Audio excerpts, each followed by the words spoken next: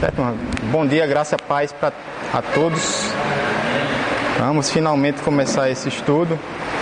Essa aula não fui eu que elaborei. Eu modifiquei pouca coisa, montei minha maneira de montar os slides, mas o conteúdo em si pode-se dizer que já estava pronto. Eu só peguei de alguém, certo? Vamos estudar, não sei quantos domingos serão exatamente. 3, 4, 5, eu acho que vai ser nessa faixa. Talvez 5, depende muito de também como a gente for interagindo nas aulas, né? E é um assunto bem interessante, porque não é meramente teórico, ele acaba mexendo muito com a gente, tem a ver com o nosso dia a dia, eu diria até com o nosso propósito de ser igreja, e até mesmo, não apenas como igreja em si, mas como indivíduos mesmo. Porque no momento que a gente descobre nosso dom espiritual, que esse é o nosso assunto, a gente se encontra. A gente aprende até mais de si mesmo, eu diria. A gente consegue achar um propósito para o que a gente vai, como a gente pode servir melhor, certo? Porque nós vamos ver que nós podemos desempenhar muitas coisas, mas a grande diferença está em aquele que tem o dom, ele conseguirá fazer com muito mais eficácia, e eu diria mais, com muito mais alegria, porque o dom, ao mesmo tempo, é aquilo que você é apaixonado por isso. Em algum momento na vida a gente precisa descobrir qual é o nosso dom, e aí a gente vai descobrir que se formos pela questão do conforto, talvez seja melhor nunca descobrir. Porque no dia que você descobre o seu dom, também há algo que o Espírito Santo faz no seu coração, que é um tremendo incômodo. E você não vai poder mais deixar esse dom adormecido. E eu digo a vocês, alguns aqui, talvez quase todos já saibam, quem sabe alguns ainda não descobriram. Dá trabalho. Ter dom dá muito trabalho. Primeiro porque você precisará aperfeiçoá-lo. Não é simplesmente ter o dom e começar a trabalhar, aí está tudo muito bem. Não. Você vai ter que aperfeiçoar, e alguns deles doem muito. Há certos dons que doem, porque eles exigem sacrifício, certos sacrifícios que exatamente porque você tem um dom, outras pessoas talvez não sejam nem capazes de fazer. E além disso, dá trabalho porque você vai ter que servir. E é lógico, servir tira você da zona de conforto. Ok, está indo bem aqui, né? Então, nessa introdução, aliás, toda aula e toda pregação precisa de uma boa introdução, porque senão você não consegue, né? Puxar as pessoas para perto de você, para a atenção. Isso é algo importante. Dizem alguns que na igreja existem 3 tipos de pessoas. Primeiro, são os muito atarefados. Toda a igreja tem essas pessoas. Pessoas que, seja lá que dom elas tenham, mas naquilo que elas são chamadas a fazer, elas são muito ativas. Parece que sempre há um grupo na igreja, por isso ela está no topo da pirâmide. Sempre há um grupo na igreja que sempre se destaca por estar fazendo muitas coisas. Seja porque ele dá muitas aulas, seja porque ele nas festas sempre está na cozinha, ou fazendo a comida, ou lavando a louça, ou servindo as mesas, ou porque é sempre aquela pessoa que gosta de estar lá na frente recepcionando. Sempre tem pessoas que se destacam porque elas fazem muito. E muitas vezes a culpa dessas pessoas fazerem muito talvez nem seja delas. Como elas têm um compromisso e outras pessoas não querem fazer, ela acaba se desgastando, se desdobrando pelo amor que tem. Mas veja só, se essa pessoa que se desdobra e se desgasta reclama de estar fazendo, ela também não está certa, porque ela não está fazendo com prazer. Mas tem o segundo grupo, que é aqueles que ficam só olhando os outros fazerem. Eles sabem o que está acontecendo, eles sabem que há necessidade de pessoas para fazer, mas ele era tão acomodado que ele senta na cadeira e diz, fulano já está fazendo, já basta. Nem se importa de dividir a carga. E quando eu digo de carga, eu já vou esclarecendo. Eu detesto a ideia, abomino de uma igreja que cria programações, projetos, e quase coagem as pessoas a participar dos seus programas. Eu acho que o foco está totalmente errado. Porque o foco não são os programas, inclusive vamos ver isso nos dons. O foco são as pessoas. Se a gente cria um programa, se a gente cria um projeto, é para as pessoas. Então, vamos buscar pessoas não que queiram se engajar no seu programa e no meu projeto, mas pessoas que queiram servir as pessoas que vão ser atingidas por esse programa e por esse projeto. Então, geralmente essas pessoas são exatamente as pessoas da zona de conforto, que talvez tenham tanta noção de que dá trabalho servir, que ele prefere não ter o trabalho. Mas sabe que tem um terceiro grupo. Tem os que fazem e tem os que ficam olhando os outros fazerem. Eu não sei qual é o pior, se é o segundo ou o terceiro. Mas tem o terceiro grupo, que nem sequer toma conhecimento do que está acontecendo. Percebe? Tem o que está fazendo, tem o que sabe que é para fazer, mas prefere não fazer, deixar na sorte dos outros. E tem os outros que são o tipo de pessoas que frequentam a igreja, mas a gente não sabe bem, e eu me incluo nisso, nesses últimos tempos, eu me incluo. Seja por coisas alheias a mim que me forcem, ou seja por indolência, veja só, eu sou um culpado. Porque eu canto as coisas que eu não sei nem o que está acontecendo. Percebe? Essa situação.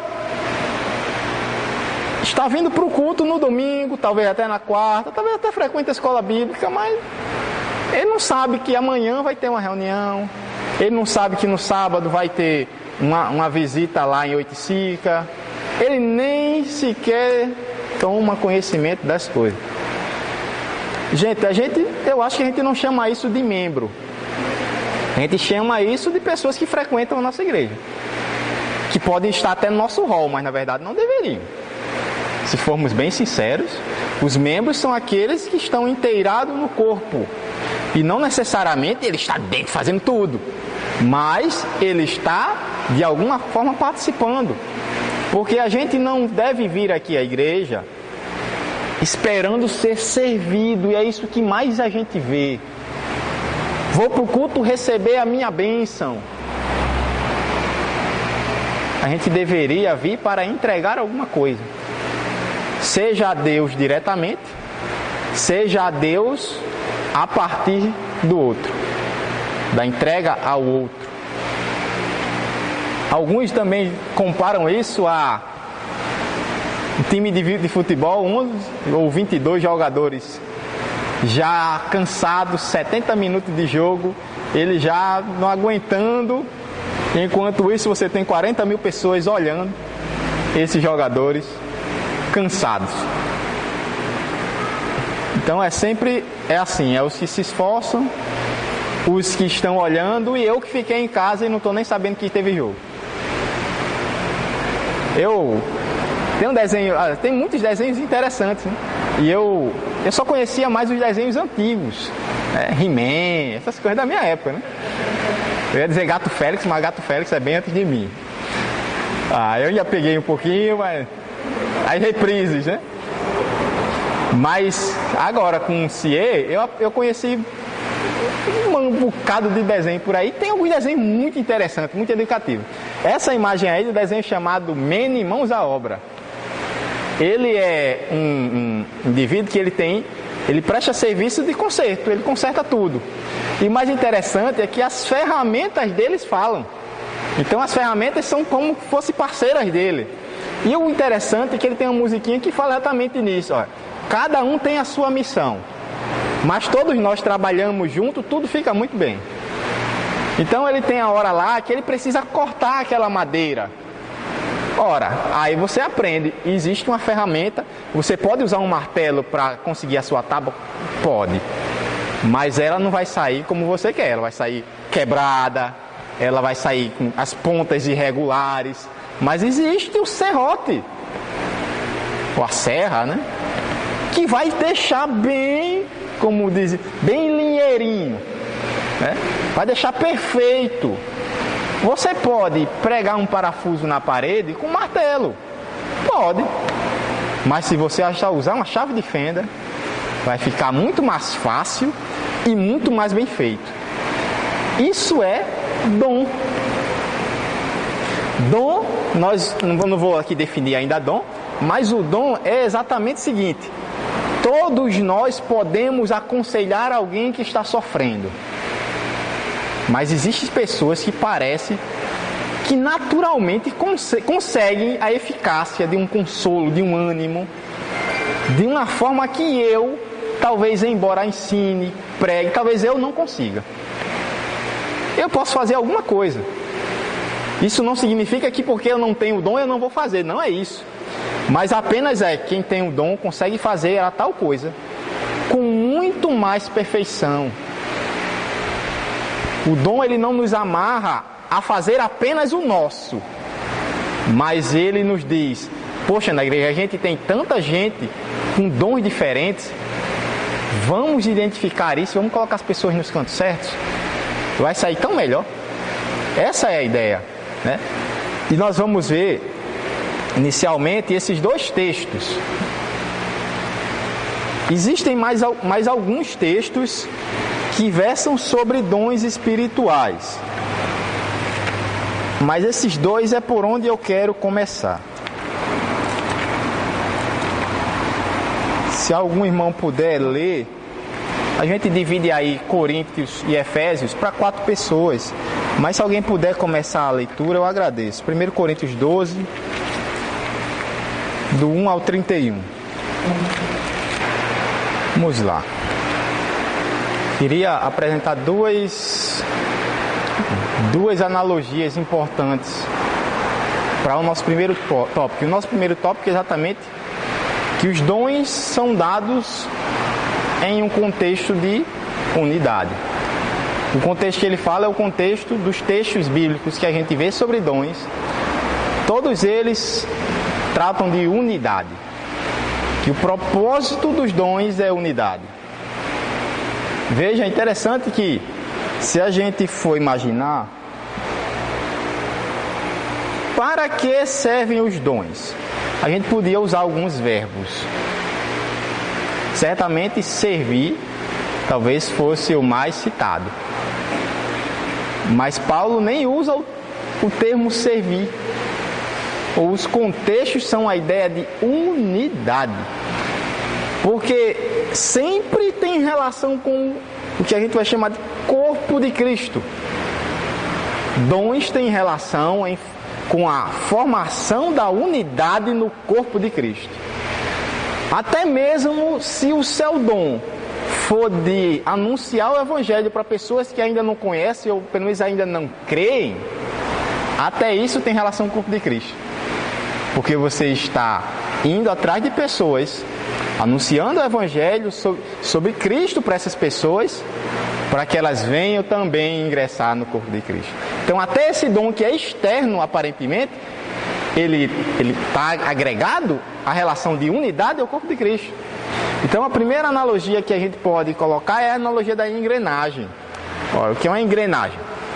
Engrenagem são peças que se estão juntas e de alguma forma conectadas, elas são independentes, mas elas precisam estar conectadas umas às outras e uma vai ajudando o outro a se mexer, não é isso?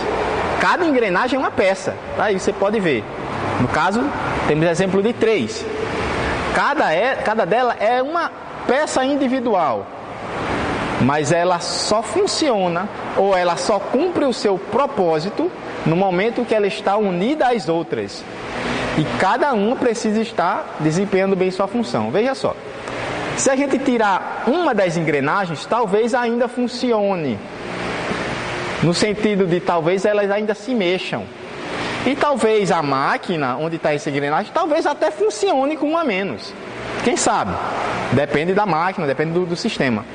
Mas o detalhe é que duas vão se esforçar muito mais, vão se desgastar muito mais rápido do que três. Porque quem fez o projeto percebeu que era preciso três.